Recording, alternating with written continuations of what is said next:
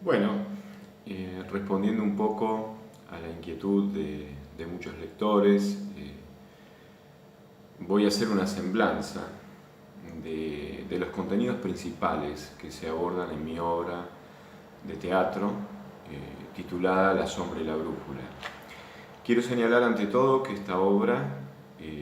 yo la escribí en el año 2009 y que el 20 de noviembre de ese año 2009 la Dirección General del CBC de la Universidad de Buenos Aires decidió hacer un acto en la sala C del Centro Cultural San Martín para presentar el libro, por considerar que la obra entretejía con riqueza, con valor filosófico, científico y pedagógico, ejes temáticos de diversa índole, el arte, la existencia, la ciencia biológica, la vida y la muerte, el drama de la libertad, el concepto de creación. Todos esos ejes hicieron que el libro fuera presentado en esa ocasión, de modo tal de que en este libro, cuando yo lo pienso, los encuentro a esos lectores que, como ustedes, tienen la necesidad de profundizar la comprensión en esos detalles que determinan el sentido final de una obra, ya sea de una obra filosófica o de una obra artística. En este caso, este libro sería el entrecruzamiento de filosofía, de ciencia, de arte, literario, por supuesto, y también poético. Comencemos con los ejes fundamentales. Creo que todo se puede reordenar a partir de dos instancias. Por un lado, una instancia con la cual se introduce la obra en el cementerio del Père Lachaise a través del personaje de la muerte, y en esta introducción la muerte va describiendo los sentimientos de los visitantes del cementerio. En esas dos densas páginas, la descripción que hace la muerte penetra en todas las interioridades más humanas, más personales, más nuestras, en las cuales alguna vez hemos vivido este abismo que significa la muerte, como desolación, como ausencia, como pérdida irreparable, no obstante como desafío para continuar mirando más profundamente la vida. De modo tal de que en esta descripción el lector se instala en esta paradoja. Lo insalvable, la perdición total, que por otro lado es la gran instancia que desafía nuestra decisión creadora de profundizar el sentido de nuestra existencia y el sentido de nuestro propio ser. El personaje de la muerte introduce esta instancia, y esta instancia incorpora otra, que es un equívoco, digamos, dos eminentes biólogos, amigos, uno muere un día antes que el otro, son destinados por esas casualidades, por esos equívocos, a la misma sepultura en el cementerio del Père Lachaise. El cementerio del Père Lachaise es un célebre cementerio de París, donde están las memorias, los restos desde los cuales se evocan enormes personajes. Enormes personajes de la historia de Europa, enormes artistas. Por ejemplo, está la tumba de Chopin. Si bien el corazón de Chopin está embalsamado en la iglesia de la Santa Cruz de Varsovia, su ciudad natal, su cuerpo reposa en el cementerio del Père Lachaise. Y así otros personajes históricos muy relevantes. Bueno, a partir de este equívoco, ambas familias de ambos biólogos que tenían que ser sepultados desembocan en la mansión de Nohant, en la localidad de Nohant, de un biólogo, también de un eminente biólogo, Manfred de Tolbein, que recibe a las dos familias. La madre de uno de esos biólogos muertos, el biólogo se llamaba Claude Dallon, la madre es Aurora, una célebre pianista, y la familia del otro biólogo muerto, Antoine Traffolz, también va como invitada a esta mansión de Nohant, del doctor de Tolbein, y ahí se cruzan los personajes, cruzan sus historias, cruzan sus vidas, y van apareciendo temas de análisis. El tema de la verdad, el tema de la creación, el tema del arte, el tema de la muerte, el tema de la entropía, de este segundo principio de la termodinámica que afirma que el universo crece en desorden, crece en caos, caos que paradójicamente es el principio vital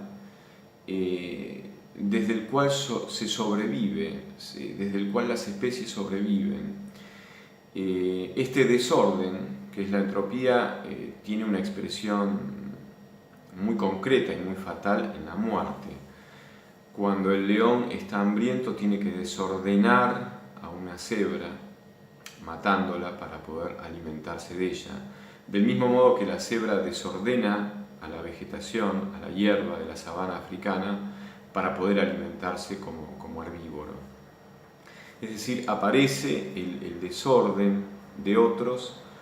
como instancia necesaria para el reordenamiento propio de la propia vida, para el punto de equilibrio de la homeostasis, para que precisamente la vida se complemente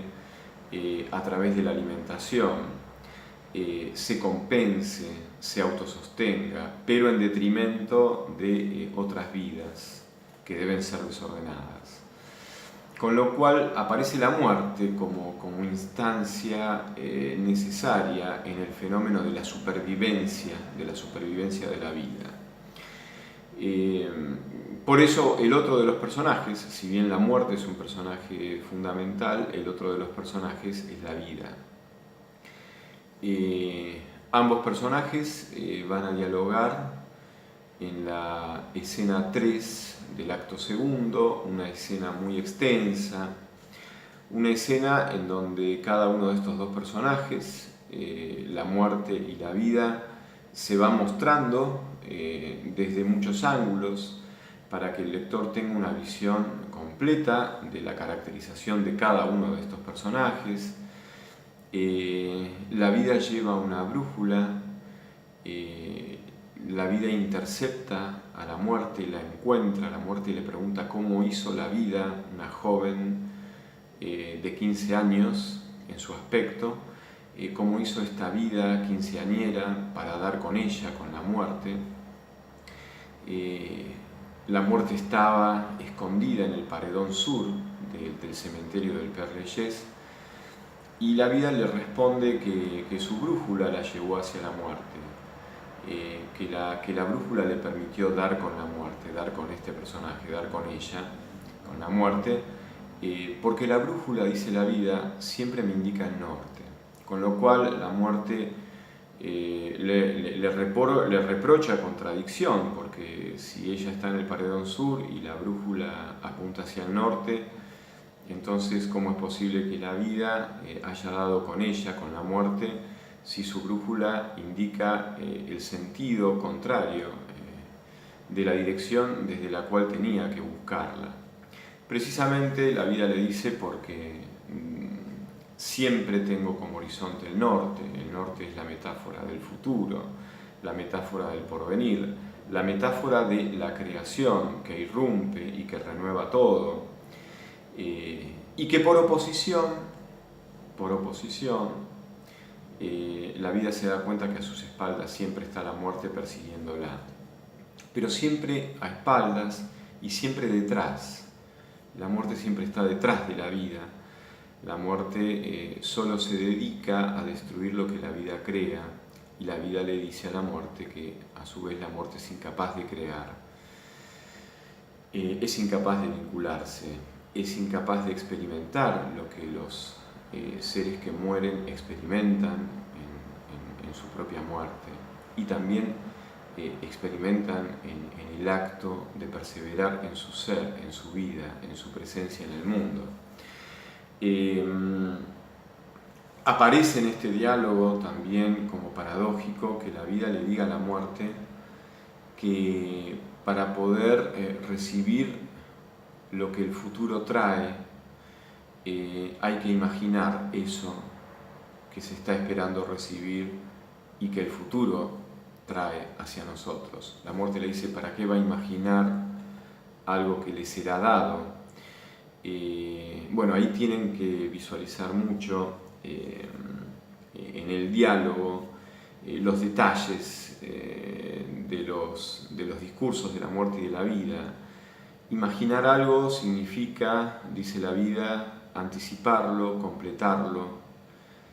colaborar con el propio acto de creación de ese algo que se espera, colaborar con la llegada, con el modo en que va a llegar eso que se espera. La imaginación que espera y que imagina lo que recibirá, dice la vida, completa creadoramente a eso mismo que está esperando recibirse. Lo completa en su ser porque va amorosamente disponiendo en su espera una llegada diferente para poder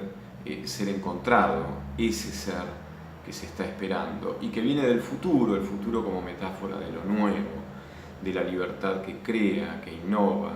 y que eso que innova es irreductible a lo que ya estaba, que no puede deducirse como una proyección, como una reelaboración, como una actualización de eso que ya estaba. Aparece el acto creador, muy vinculado con la vida,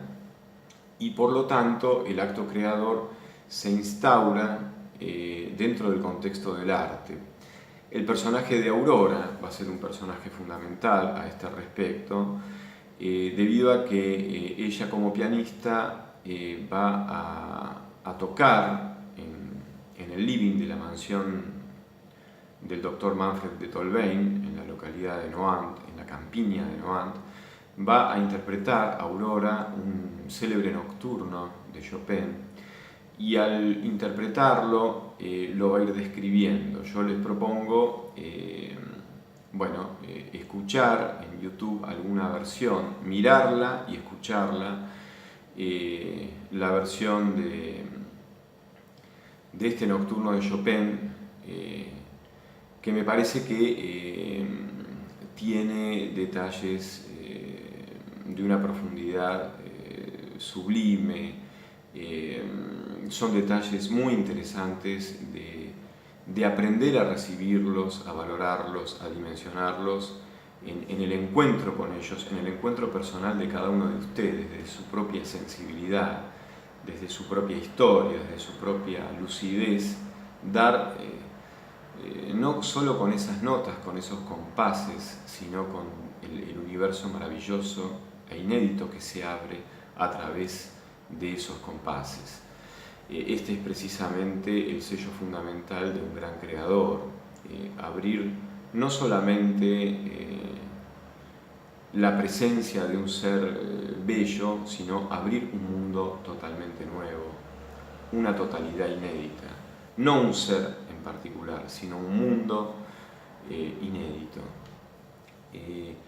Les propongo hacer el ejercicio de escuchar esta obra, porque a partir de ese ejercicio van a poder vivenciar, van a poder visualizar los conceptos que tienen que ver con el acto creador, que están presentes precisamente en la escena donde Aurora después dialoga con Manfred acerca de las virtudes de esta obra musical de Chopin. Por otro lado, aparece también el arte a través de una pintura de Delacroix, la célebre pintura de Delacroix, uno de los más importantes representantes de la pintura del romanticismo francés, por otro lado muy amigo de Chopin. El cuadro se titula La niña huérfana en el cementerio y es analizado por Stephanie, que es una sobrina del doctor Manfred de Tolbain y que empatiza rápidamente con Aurora. A su vez Stephanie dialoga con su tío Manfred acerca del cuadro. Manfred adopta una actitud, yo diría, neutral, positivista, donde todo el plano de la sensibilidad, del sentimiento, del valor estético no tienen para él ningún valor cognoscitivo y ninguna trascendencia dentro de lo que es el horizonte de la existencia humana. Simplemente el arte se reduce al placer, al entretenimiento, tal vez a la diversión, pero no trasciende más allá de ese paréntesis que en la vida a veces nos tomamos para relajarnos un poco. Bueno, por el contrario, Aurora y Stephanie tienen una posición totalmente opuesta, no solamente diferente, sino que es opuesta porque la verdad como acontecimiento en donde se revela el misterio del ser,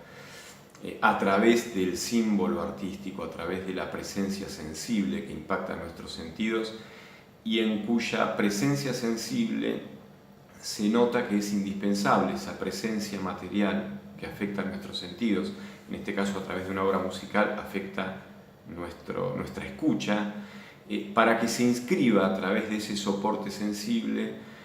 la evocación y la presencia de algo que está más allá de lo sensible, que está más allá de la conceptualización, que está más allá de la explicación racional y que también patentiza la presencia del misterio del ser como misterio del bien, como donación, como amor en definitiva.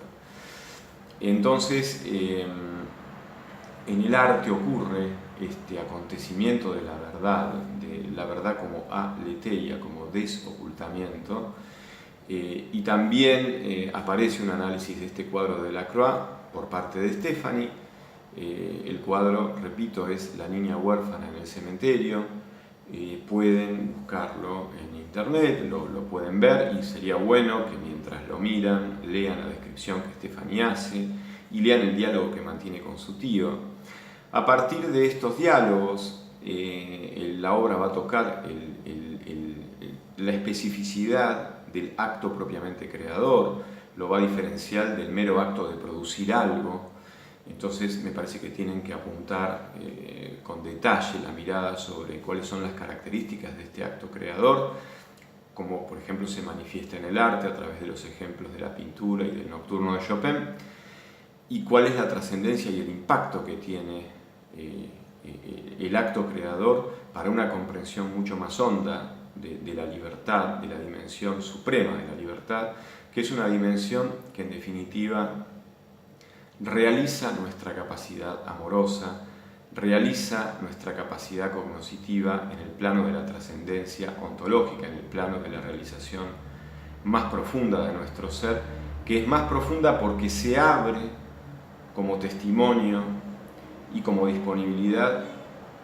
fraterna a la comunión con la realización de todos, con la realización de cada uno de nosotros, gracias a este testimonio que está disponible.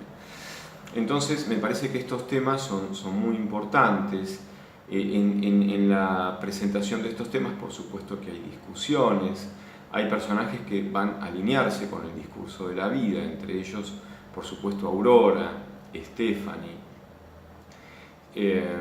y van a haber personajes que se van a alinear con el discurso de la muerte, por ejemplo, Manfred de Tolbain,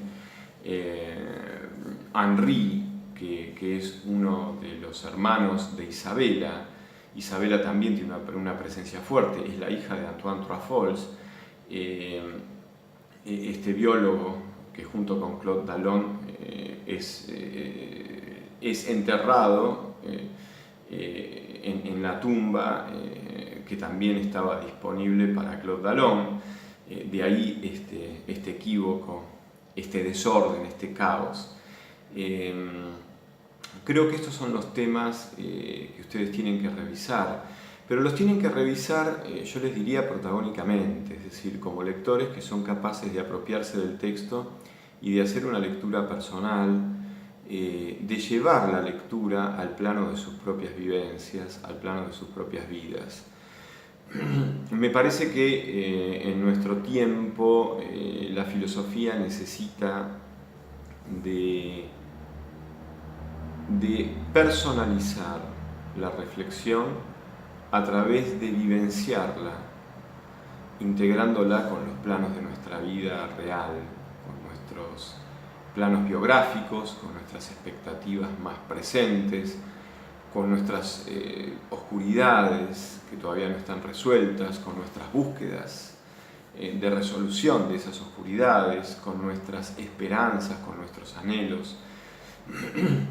En mi caso personal, tanto la poesía como el teatro son como afluentes complementarios y necesarios, imprescindibles, que complementan el discurso más propiamente filosófica, a modo de ensayo más racional, más conceptual, argumentativo, lógico, preciso en las definiciones, en los detalles conceptuales y en las argumentaciones. Por supuesto que esto es imprescindible para la filosofía, pero en mi caso personal necesita como afluentes que complementen a esta reflexión más puramente racional, tanto el escenario del mundo que yo intento recrear en mis obras de teatro, y el símbolo con toda su riqueza expansiva que trasciende lo meramente conceptual y lógico y que nos lleva al plano de la presencia y de la vivencia del propio misterio del ser realizado como misterio del bien, en el amor, en la verdad, en la belleza como acontecimiento sublime que se da sobre todo en la experiencia estética. Por eso es una obra en la cual me parece que el mayor trabajo es ser pacientes para ir descubriendo toda esta gama de conceptos y estos ejes temáticos en un diálogo más personal desde nuestras propias vivencias, las que fueran. Acá no es necesario ser experto en filosofía, no hay que hacer un curso paralelo de filosofía, de estética, de historia del arte, de historia del piano, de la música de Chopin, del arte pictórico, del romanticismo. No hay que hacer muchos cursos paralelos para poder entender la obra. La obra se va abriendo, se va recorriendo y me parece que lo más rico es que cada uno se encuentre con ella en el modo en que se pueda encontrar, pero por supuesto disponiéndose de la mejor manera posible. Ahí va a haber esa cuota cualitativa que va a hacer la diferencia, sobre todo para el recorrido personal de cada uno de ustedes en el encuentro con la obra. Otro de los conceptos fundamentales en esta obra asociado al acto creador es el concepto de expresión. La expresión como la manifestación evolutiva que pone en presencia toda la riqueza que contiene el ser y que al principio está escondida como pura potencialidad, como pura disponibilidad, y que a través de cierto trabajo, dado en el tiempo, esa potencialidad se va actualizando, se va manifestando, y en esa manifestación hay un acto de perfeccionamiento del propio ser que se expresa. Digamos que la expresión acá no tiene que ver con la expresividad, que significa hacer muchos gestos, muchas morisquetas, sino la expresión como capacidad de desenvolverse, de desarrollarse, de evolucionar, para que la presencia sea la presencia que manifieste el misterio de la presencia del ser y el misterio de la presencia de nuestro ser en el misterio del ser ante los seres, ante el mundo, ante nosotros mismos, ante los demás. Me parece que ese concepto de expresión, que está ligado biológicamente a este concepto de diferenciación, van a ver el ejemplo de un ser que simplemente es esférico y que no tiene partes diferenciadas y que está en el agua. Entonces, como no tiene partes diferenciadas, no se sabe si está boyando, si está bebiendo, si se está alimentando. Esto aparece en la escena 3 del acto segundo, y esto lo trae la vida y la muerte se lo reprocha. Van a ver por qué se lo reprocha. En cambio, los seres que están diferenciados permiten hacernos dar cuenta de lo que les sucede, hacernos dar cuenta de si están boyando, de si están nadando, de si están bebiendo, de si se están alimentando o si se están ahogando. Y esta diferenciación que permite abrir y profundizar las posibilidades expresivas, a su vez,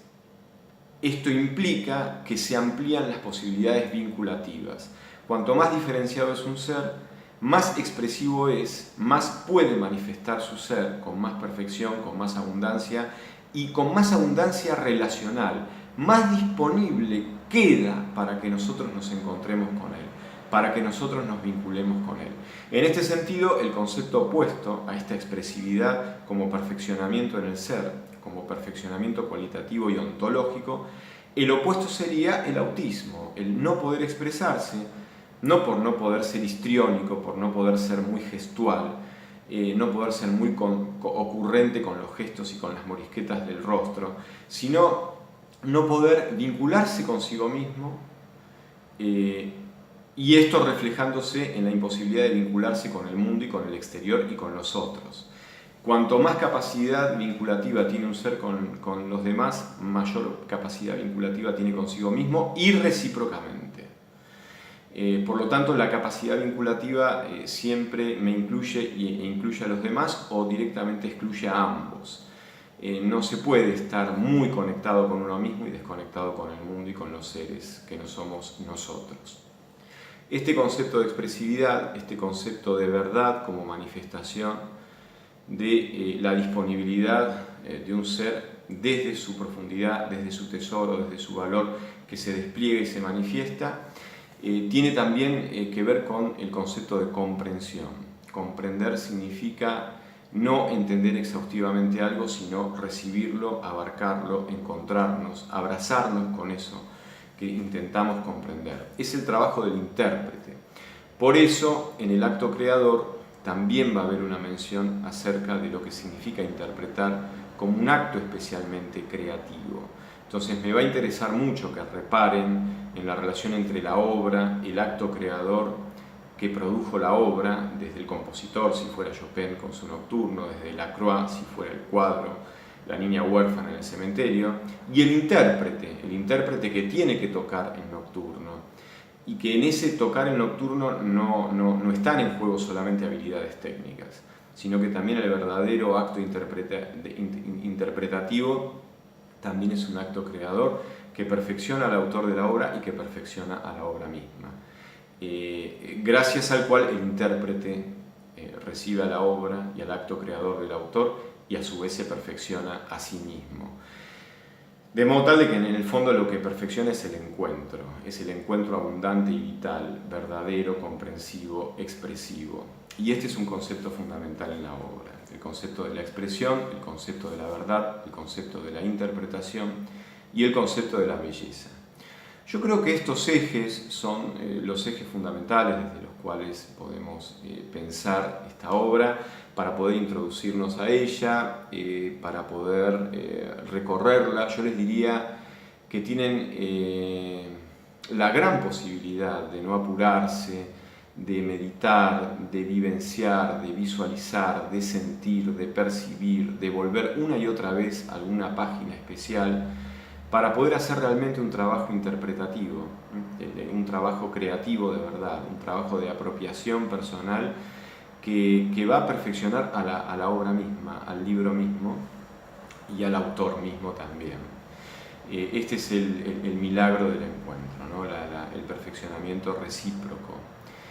pero cuando se da de verdad un encuentro, que como todo encuentro siempre es creador y siempre inaugura algo inédito, algo verdaderamente originario, sin precedentes e irreductible a todo lo que ya está, a todo lo que ya es, y que por lo tanto resignifica el horizonte de sentido de toda la existencia, de nosotros mismos, de todas las cosas. Me parece que estas son las claves, estos son los ejes fundamentales para la lectura y la apropiación más personal, una verdadera interpretación de cada uno de ustedes de esta obra de teatro, La sombra y la brújula, que repito, es una obra que yo escribí en el 2009 y que tuve el honor de que la Dirección General del CBC de la Universidad de Buenos Aires la considerara una obra